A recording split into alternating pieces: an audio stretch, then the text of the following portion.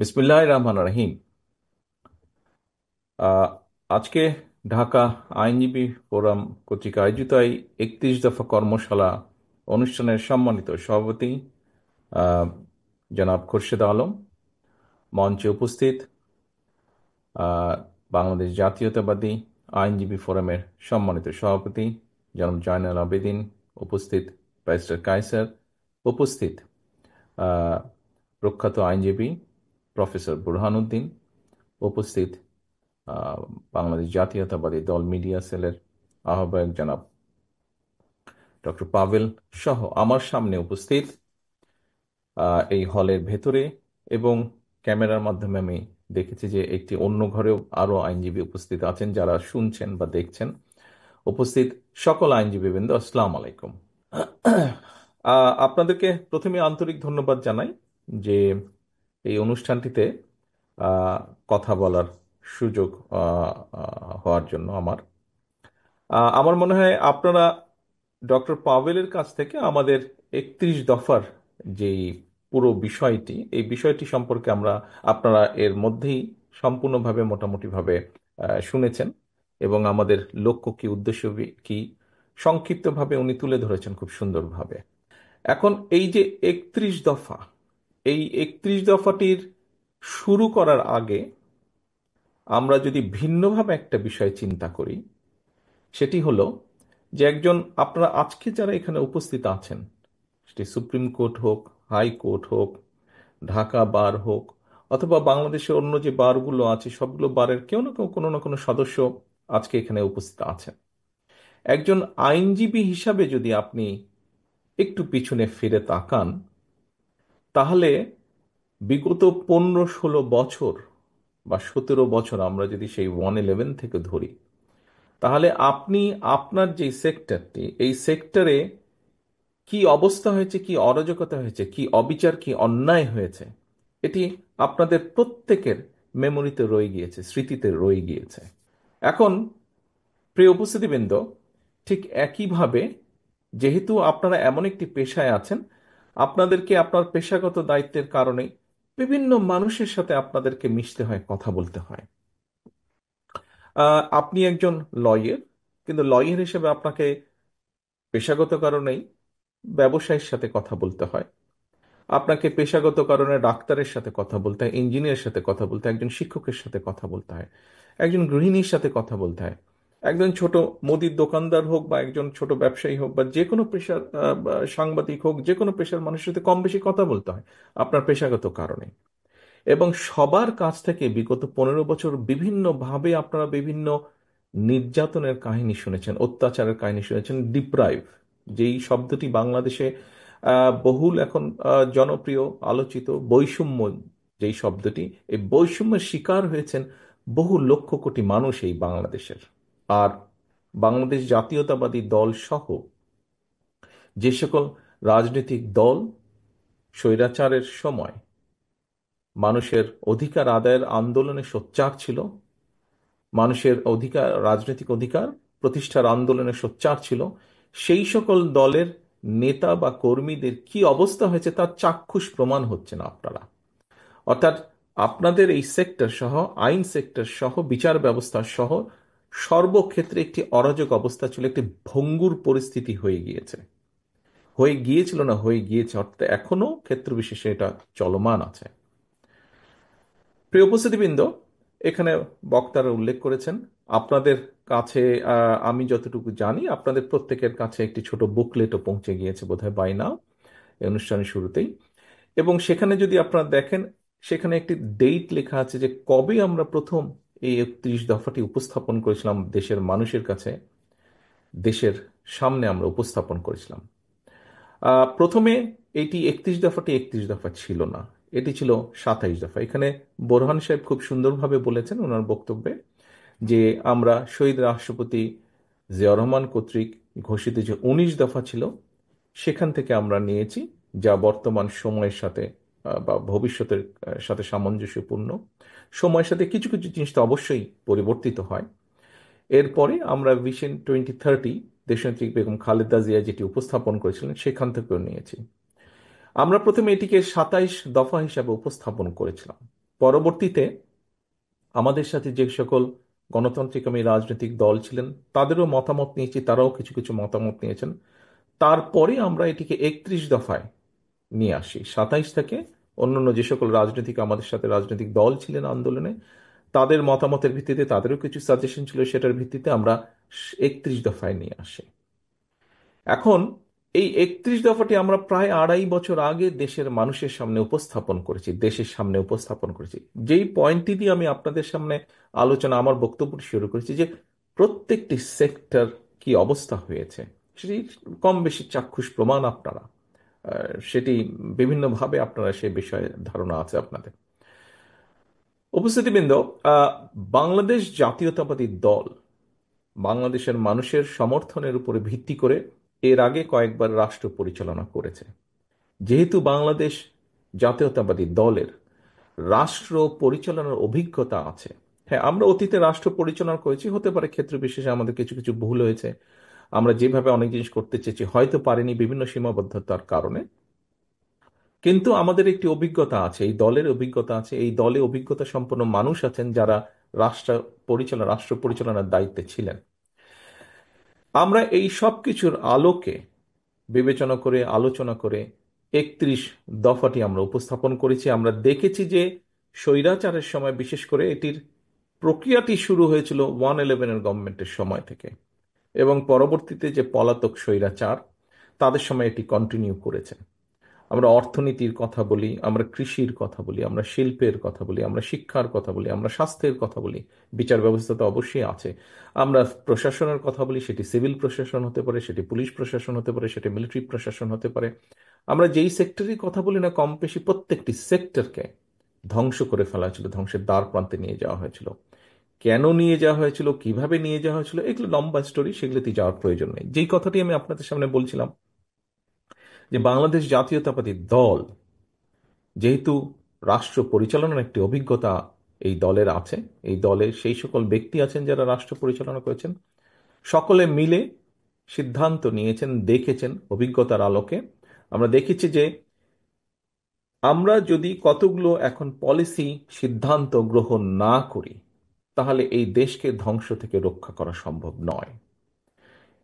যে সময় বাংলাদেশের কোনো ব্যক্তি, বর্তমানে আমরা অনেককে শুনছি, বিভিন্ন জন, বিভিন্ন মানুষ, সমাজের বহু মানুষ এইরকম বিভিন্ন সংস্কার প্রস্তাব উপস্থাপন করছেন, যেটি একটি খুব ভালো বিষয় বলে আমি মনে করি।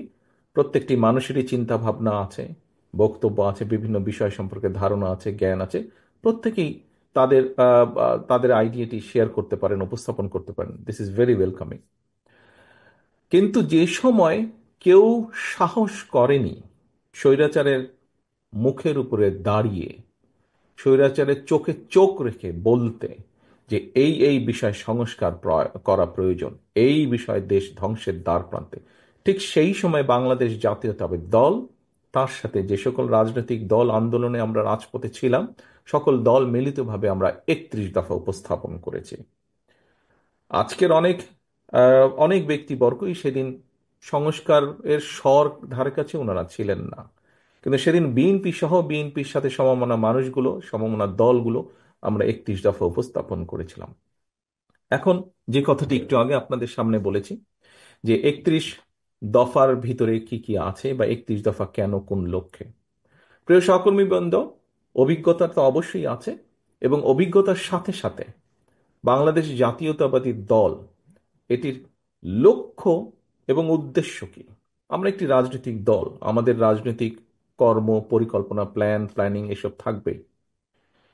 স্বাভাবিকভাবেই আমরা চাইব আমাদের লক্ষ্য, কৃষি নিয়ে আমরা কি ভাবি, কৃষিকে কিভাবে আমরা আহ, আহ, সবচেয়ে বেশি কন্ট্রিবিউট করতে পারি, অথবা কৃষি থেকে সবচেয়ে বেশি কিভাবে মানুষ উপকৃত হতে পারে, কৃষিকে কিভাবে উন্নত করা যেতে পারে, শিক্ষা নিয়ে আমরা কি ভাবি, দেশের ভবিষ্যৎ প্রজন্মকে আমরা কিভাবে গড়ে তুলতে চাই, কিভাবে দেশকে এগিয়ে নেওয়ার জন্য ভবিষ্যৎ প্রজন্মকে, শিক্ষা ব্যবস্থাকে আহ, সাজালে ভবিষ্যৎ প্রজন্মকে এগিয়ে নিয়ে যাবে, দেশকে এগিয়ে নিয়ে যাওয়া যাবে, কিভাবে স্বাস্থ্য ব্যবস্থাকে কিভাবে সাজালে দেশের মানুষের কাছে স্বাস্থ্য সেবা পৌঁছে দেওয়া সম্ভব হবে। আমরা দেখেছি বাংলাদেশ থেকে বহু বহু মানুষকে চিকিৎসার জন্য চলে যেতে হয়, চলে যান যারা এফোর্ড করতে পারেন, বিভিন্ন দেশে যান, তারা যান। শিক্ষা নিয়ে বিভিন্ন রিপোর্ট বের হয়েছে, সেই রিপোর্টের ভিত্তিতে আলোচনা করলে মনে হবে একজন রাজনৈতিক কর্মী হিসেবে আমার ধারণা আপনারাও বিশ্বাস করবেন বা মনে করার যথেষ্ট কারণ আছে যে এর আগে যে পলাতক স্বৈরাচার সরকার তারা ইচ্ছাকৃতভাবেই স্বাস্থ্যসেবাকে নষ্ট করে দিয়েছিল। কারণ যে কোনো একটি জায়গায় যে কোনো একটি দেশকে একটি সুবিধা দেওয়ার জন্য। তো এটা বিবেচনা করলে বিভিন্ন বিষয় আসে। জ্বালানি বা জ্বালানি সংক্রান্ত বিষয় যদি আমরা দেখি, আমাদের বিদ্যুৎ সেক্টর বা জ্বালানি সেক্টর সবকিছু বিবেচনা করলে এরকমই একটি ধারণা ফুটে ওঠে। আমাদের দেশের পানি ব্যবস্থা আমরা কিভাবে কিভাবে পানি ব্যবস্থা করতে চাই। কয়েকদিন আগে আপনারা খেয়াল করেছেন যে আমরা বাংলাদেশ জাতীয়তাবাদী দল তিস্তা বাঁচাও এরকম একটি কর্মসূচি সাথে আমরা সম্পৃক্ত হয়েছি। দলের অবস্থান থেকে আমরা কর্মসূচি গ্রহণ করেছি। এই যে এই বিষয়গুলো, শিক্ষা বলেন, স্বাস্থ্য বলেন, দেশের কৃষি বলেন, এই যে তিস্তার কথা বললাম, ফারাক্কার বিষয়ে আমরা উল্লেখ করেছি। আমরা অতীতে যখন দেশ পরিচালনার দায়িত্বে ছিলাম, দেশনেত্রী খালেদা জিয়া, শহীদ রাষ্ট্রপতি জিয়াউর রহমান ফারাক্কা চুক্তি করেছেন। দেশনেত্রী খালেদা জিয়া যখন দায়িত্বে ছিলেন, সেই সময় আমরা যখন আমাদের পক্ষে মনে হয়েছে, সরকার মনে করেছে, আমরা জাতিসংঘে বিষয়টি উপস্থাপন করেছি যে আমরা আমাদের ন্যায্য হিস্সা চাই। এইভাবে এই বিষয়গুলো বিভিন্নভাবে 31 দফায় নিয়ে আসা হয়েছে। কারণ আমাদের রাজনৈতিক দল হিসেবে একটি লক্ষ্য আছে, একটি উদ্দেশ্য আছে কিভাবে আমরা দেশকে সামনে নিতে চাই। প্রিয় উপস্থিতিবৃন্দ, একটি 31 দফার মধ্যে মনে হয় আরেকটি বিষয় আছে, বোরহান সাহেব খুব সুন্দরভাবে ওখানে তুলে ধরেছেন। একটি তো আছে এইসব কর্ম পরিকল্পনা, যেখানে আমরা মানুষের, সে বেকার হোক, সেটি অর্ধশিক্ষিত হোক, অল্প শিক্ষিত হোক, শিক্ষিত বেকার হোক, বেকারদের কর্মসংস্থান কিভাবে করতে চাই, আমরা শিল্প ব্যবস্থাকে কিভাবে সাজাতে চাই। একটু আগে আমি বলেছি কৃষি, স্বাস্থ্য, এইগুলো সেক্টর, অর্থাৎ যেগুলোতে মানুষ সরাসরি উপকৃত হবে, যেগুলোতে মানুষ উপকৃত হবে, মানুষ স্বস্তিতে থাকবে, এরকম কতগুলো সাবজেক্ট আছে। আর আরেকটি ভাগ আছে, যেই ভাগটির সাথে কম বেশি পেশাগত কারণে আপনাদের একটি সম্পর্ক আছে। সেটি যেমন উল্লেখ করতে হয়, যেমন আমরা বলেছি আপার হাউস বা দ্বিকক্ষ বিশিষ্ট একটি বিষয়। আমরা বলেছি আমরা তত্ত্বাবধায়ক সরকার ব্যবস্থাকে পুনর্বিবর্তন করতে চাই। আমরা বলেছি যে আমরা যেটি আছে যে রাষ্ট্রপতি এবং প্রধানমন্ত্রীর মধ্যে ক্ষমতার একটি ভারসাম্য। আমরা বলেছি যে আমরা মনে করি যে দেশের এই সংসদ যে ব্যবস্থা, এই ব্যবস্থার মধ্যে স্বাভাবিক যেহেতু সংসদীয় ব্যবস্থা, এখানে প্রধানমন্ত্রী হয়। এবং আমাদের একটি মনে করার কারণ আছে, বিভিন্ন বিবেচনায় আমরা মনে করি যে যে স্বৈরাচার ব্যবস্থাটি, এটিকে যদি আমরা ঠিক করতে চাই, এটির হাত থেকে যদি দেশকে রক্ষা করতে চাই, আমরা মনে করি যে একজন ব্যক্তি পরপর দুবারের বেশি প্রধানমন্ত্রী হতে পারবেন না। এখন প্রিয় উপস্থিতিবৃন্দ, এইটি আরেকটি সেক্টর, এটি আরেকটি সেক্টর। এই যে আইনগত বিষয় বা এই যে নৈতিক কতগুলো বিষয়, এটি আরেকটি সেক্টর। এখানে দুটো ভাগ আছে 31 দফার মধ্যে, নিশ্চয়ই আপনারা খেয়াল করেছেন। একটি হচ্ছে প্রতিদিন প্রতিটি মানুষের সাথে কিভাবে মানুষের জীবনযাত্রা বা লাইফকে একটা বেটার পজিশনে নেওয়া যায়, সকলের সব শ্রেণী পেশার মানুষকে, সেটি একটা চ্যাপ্টার। আরেকটি চ্যাপ্টার আছে নৈতিক কতগুলো বিষয়ের পরিবর্তনের বা নৈতিক কতগুলো বিষয়ের উন্নতি, সেটি আমাদের রাজনৈতিক সবকিছু চিন্তা চেতনার পরিবর্তন। এখন অবশ্যই এখানে বোরহান সাহেব আবার বলতে হচ্ছে আমাকে ওনার কথা, উনি একটি কথা বলেছেন যে এই বিষয়গুলোকে যদি আমাদের অ্যাড্রেস করতে হয়, বা যে কোনো বিষয় যদি আমরা অ্যাড্রেস করতে চাই না কেন, এই বিষয়গুলোকে অবশ্যই অবশ্যই পার্লামেন্টের মাধ্যমে করতে হবে, সংসদের মাধ্যমে করতে হবে। সংসদবিহীন একটি সরকার যত যাই করুক, সেই বিষয়গুলো আমার ঠিক বোধগম্য নয়। একজন পলিটিক্যাল অ্যাক্টিভিস্ট হিসেবে, একজন রাজনৈতিক ব্যক্তি, রাজনৈতিক কর্মী হিসেবে আমার বোধগম্য নয় যে কিভাবে ইমপ্লিমেন্ট করা সম্ভব একটি পার্লামেন্ট ছাড়া।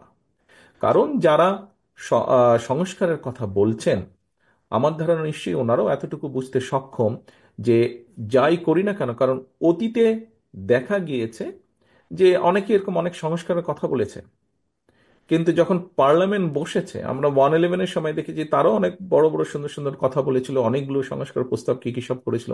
কিন্তু পরবর্তীতে যখন পার্লামেন্ট বসেছে, স্বৈরাচার যখন ক্ষমতা গ্রহণ করেছে, খুব ক্লিয়ারলি বলা যায় কম বেশি এটি বলার জন্য রকেট সায়েন্সের প্রয়োজন হয় না। 2008 সালের নির্বাচনে সেখানে ঘাপলা ছিল, সেটি যে স্বৈরাচার যে ক্ষমতায় ছিল তার বিভিন্ন কথাবার্তা থেকে বেরিয়ে এসেছে। এগুলি ঐতিহাসিকভাবে প্রমাণিত। এছাড়াও ইলেকশন রেজাল্ট অ্যানালাইসিস করলেও আমরা দেখেছি 2008 সালে, তারপরেও গণতন্ত্রের স্বার্থে আমরা সেটিকে একসেপ্ট করে নিয়েছিলাম সেই সময়। তো আমরা যদি দেখি তাহলে আমরা দেখেছি যে তখনও সেই সব সংস্কার প্রস্তাবকে তখন অন্যভাবে চেঞ্জ করে ফেলা হয়েছিল, করা হয়নি। কারণ সেটি প্রকৃত জনগণের ভোটে নির্বাচিত সংসদ ছিল না। জনগণের ভোটে 2008 সালে প্রকৃত জনগণের ভোটে ছিল না। এবং এইবার আর সেইবারের তফাৎটা এটাই হচ্ছে যে এইবার সংস্কারের প্রস্তাব সবচাইতে প্রথম বাংলাদেশ জাতীয়তাবাদী দল দেশের সামনে এবং দেশের মানুষের সামনে উপস্থাপন করেছে। আর কেউ করার আগে, সবচাইতে আগে আমরা করেছি, বাংলাদেশ জাতীয়তাবাদী দল। যেহেতু আমরা বাংলাদেশ জাতীয়তাবাদী দল এই সংস্কার প্রস্তাব সবচাইতে আগে উপস্থাপন করেছি, কমিটমেন্ট করেছি আমরা বাংলাদেশের মানুষের কাছে, সেজন্যই এটিকে পর্যায়ক্রমিকভাবে, ধারাবাহিকভাবে এটিকে সাকসেসফুল করা অথবা এটি প্রতিশ্রুতি পূরণ করা, এটি আমাদের একটি পবিত্র দায়িত্ব। এবং এই পবিত্র দায়িত্ব যদি আমাদেরকে পর্যায়ক্রমিকভাবে বাস্তবতার নিরিখে আমাদেরকে এটিকে পূরণ করতে হয়, অবশ্যই একটি সংসদের প্রয়োজন আছে। কারণ সংসদ ছাড়া একটি নির্বাচন, যেই নির্বাচনের মাধ্যমে বাংলাদেশের মানুষ প্রকৃতভাবে তাদের রায় প্রদান করতে পারবে, সেই রায়ের মাধ্যমে যেটাই রেজাল্ট হোক না কেন সংসদের, স্বচ্ছ এবং স্বাভাবিক নিরপেক্ষ নির্বাচনের মাধ্যমে যেই রায়টি হবে, সেই রায়ের মাধ্যমে সংসদ যেটাই হোক না কেন, সেই সংসদ একমাত্র সংস্কার প্রস্তাবকে বাস্তবে রূপ দিতে সক্ষম হবে। প্রিয় উপস্থিতিবৃন্দ, আহ, বিভিন্ন ব্যক্তি, বিভিন্ন বিষয়, কোন নির্বাচন আগে হবে, কোন নির্বাচন পরে হবে, বিভিন্ন জনের বিভিন্ন দাবি হয়তো থাকতেই পারে, এটিতে থাকতেই পারে। কিন্তু আমাদেরকে আজকে একটি বাস্তবতা মনে হয় বিবেচনা করতে হবে। সেই বাস্তবতা, আমরা যদি আমাদের চারিদিকে তাকাই তাহলে আমরা একটি অস্থিরতা হয়তো লক্ষ্য করতে পারি। বিভিন্ন টিভি টকশো থেকে আরম্ভ করে বিভিন্ন ব্যক্তি যারা বিভিন্নভাবে তাদের রাজনৈতিক বক্তব্য উপস্থাপন করেন, বিভিন্ন মাধ্যমে, ইলেকট্রনিক মাধ্যম সহ বিভিন্ন মাধ্যমে, প্রত্যেক জায়গায় আমরা দেখছি যে একটি অস্থিরতা বিরাজ করছে। এই অস্থিরতা বিরাজ করার হয়তো একটি মূল কারণ হতে পারে যে স্বাভাবিকভাবেই এই মুহূর্তে অন্তর্বর্তীকালীন সরকার আছে, এবং অন্তর্বর্তীকালীন সরকারের আমরা মনে করি মূল দায়িত্ব হচ্ছে, অন্তর্বর্তীকালীন সরকারের মূল দায়িত্ব হচ্ছে সেটি, অর্থাৎ দেশের মানুষ যেই সিদ্ধান্ত নিতে চায় সেই সিদ্ধান্তের সাথে একমত পোষণ করা এবং দেশের মানুষকে তার সিদ্ধান্ত নিতে সহযোগিতা করা, সেই ব্যবস্থা করা, রাজনৈতিক সিদ্ধান্ত গ্রহণ করতে সহযোগিতা করা, এটি হওয়া উচিত তাদের মূল লক্ষ্য। আমরা আহ, লক্ষ্য করছি যে বিভিন্ন কথাবার্তা, সরকারের বিভিন্ন ব্যক্তির বিভিন্ন কথাবার্তা থেকে আমাদের কাছে মনে হচ্ছে তারা, এবং বিভিন্ন ব্যক্তির আলোচনা থেকেও ফুটে উঠছে যে তারা সম্ভবত তাদের লক্ষ্য থেকে কিছুটা হলেও বিচ্যুত হচ্ছেন ক্ষেত্র বিশেষে। এবং বিভিন্ন স্টেটমেন্ট থেকে, বিভিন্ন ব্যক্তির বিভিন্ন স্টেটমেন্ট থেকে বিভিন্ন রকম কনফিউশনের তৈরি হচ্ছে, বিভিন্ন কনফিউশন তৈরি হচ্ছে, মানুষ বিভিন্নভাবে কনফিউজড হচ্ছে। প্রিয় উপস্থিতিবৃন্দ, খুব স্বাভাবিকভাবে রাজনীতিতে যখন কনফিউশন থাকবে, অস্থিরতা তখন দেখা দিবে আমাদের, এবং এই অস্থিরতার কারণে প্রত্যেকটি দেশের প্রত্যেকটি মানুষ সমস্যার সম্মুখীন হবে। কারণ যখনই রাজনৈতিক অস্থিরতা থাকবে, রাজনৈতিক স্টেবিলিটি যদি আমরা এনশিওর করতে না পারি, তাহলে আমরা যে যত সংস্কারই ঘোষণা করি না কেন, যে যত নীতি গ্রহণ করি না কেন, কোনোটি সাকসেসফুল হবে না। রাজনীতি অস্থির হলে এটি এফেক্ট করবে অর্থনীতিতে, এবং অর্থনীতি এফেক্ট করবে সবকিছুকে, অর্থনীতি এফেক্ট করবে সবকিছুকে। সেই জন্যই অর্থনীতি এফেক্ট করবে, এমনকি আপনারা যারা আইন পেশার সাথে সম্পৃক্ত আছেন, আপনার পেশাকে এফেক্ট করবে খুব স্বাভাবিকভাবে। একজন ক্ষুদ্র মুদি দোকানদার বলি, একজন রিক্সা চালক বলি, একজন সিএনজি চালক বলি, একজন মাঝারি ব্যবসায়ী বলি, আহ, যে কারো কথাই বলি না কেন, প্রত্যেকটি ক্ষেত্রে কিন্তু এফেক্ট করবে এবং প্রতিটি মানুষ ক্ষতিগ্রস্ত হবে।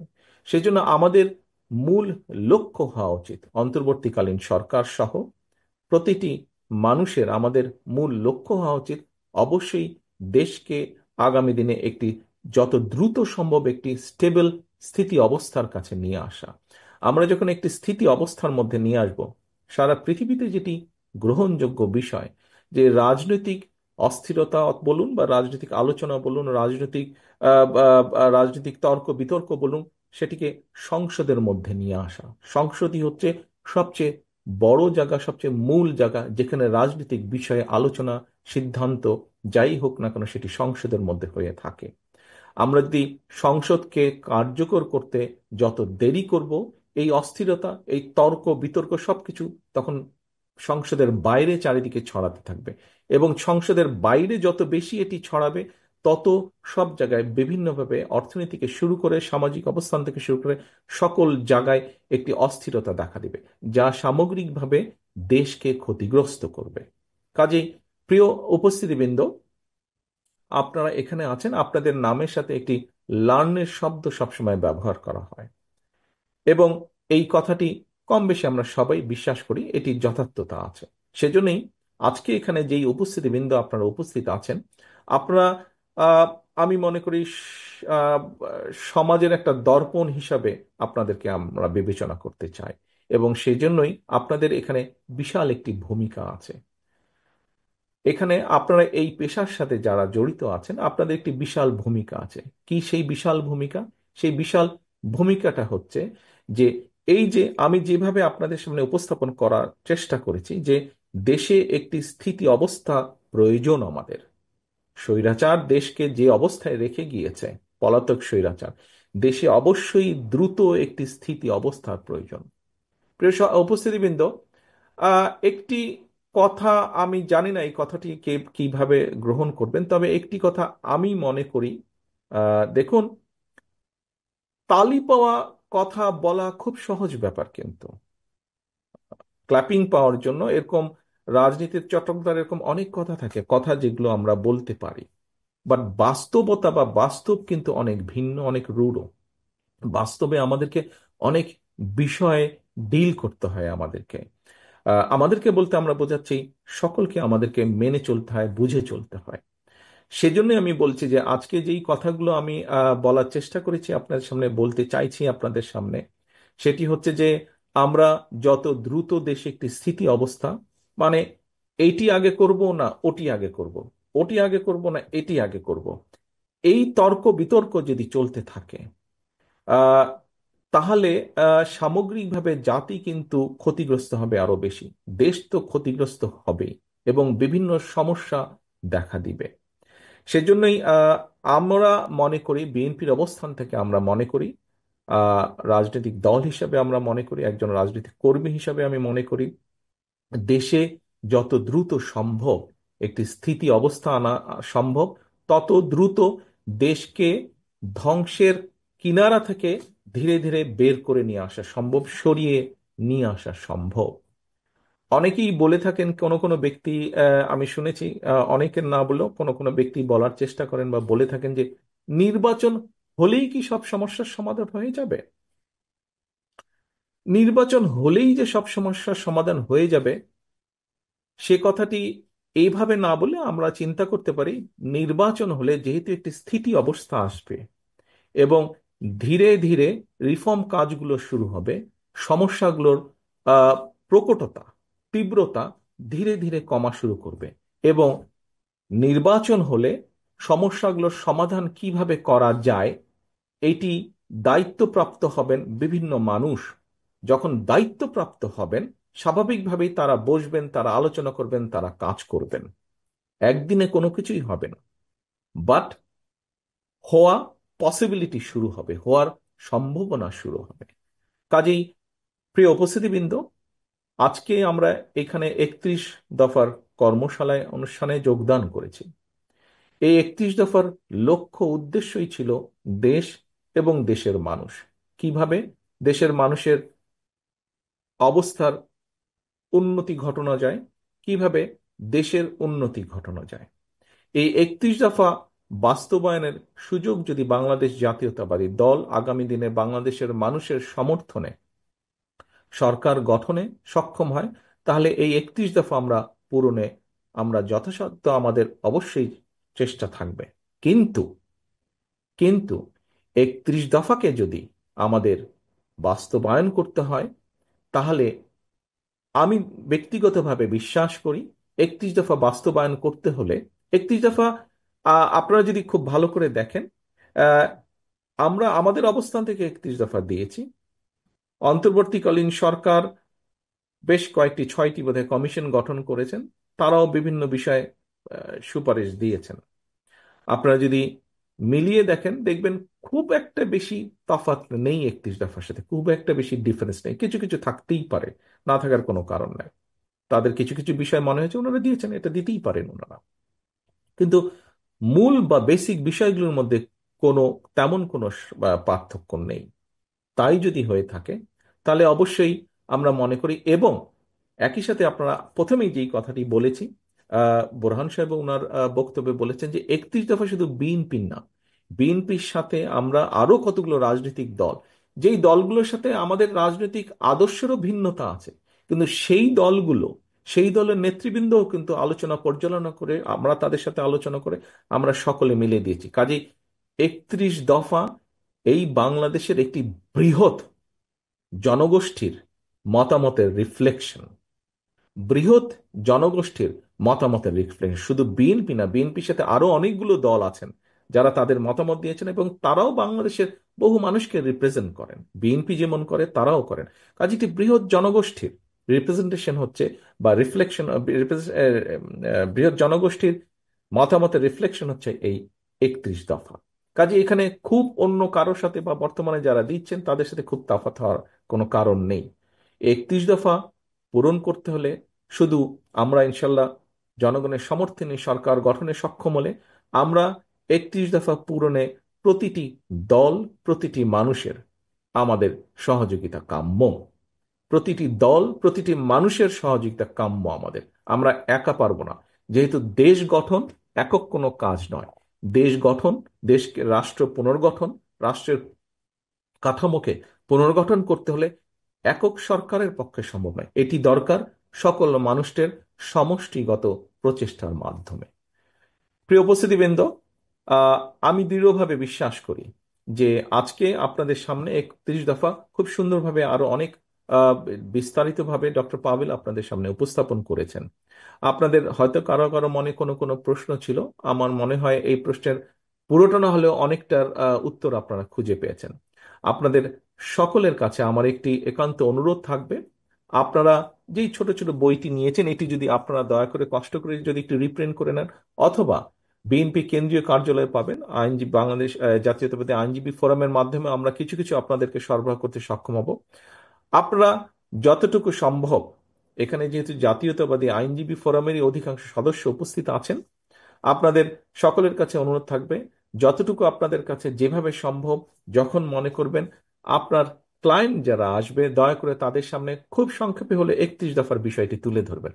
আর যদি সম্ভব হয় চেষ্টা করবেন 31 দফার একটি বই, ছোট যেই বইটি বুক পকেটে রাখা যায়, এই বইটি দয়া করে যাকে যাকে সম্ভব হবে মনে করবেন তার কাছে বইটি পৌঁছে দিবেন, তার সামনে আপনি কথাটি দয়া করে তুলে ধরবেন।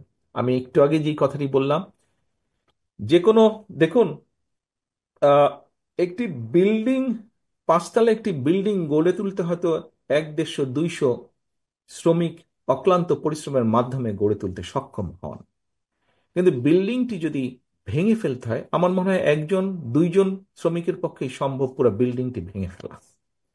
কাজেই রাষ্ট্র পুনর্গঠনের জন্য প্রতিটি দেশের প্রতিটি মানুষ, প্রতিটি নাগরিকের, বিবেকবান প্রতিটি মানুষের সহযোগিতা কাম্য, সাহায্য কাম্য।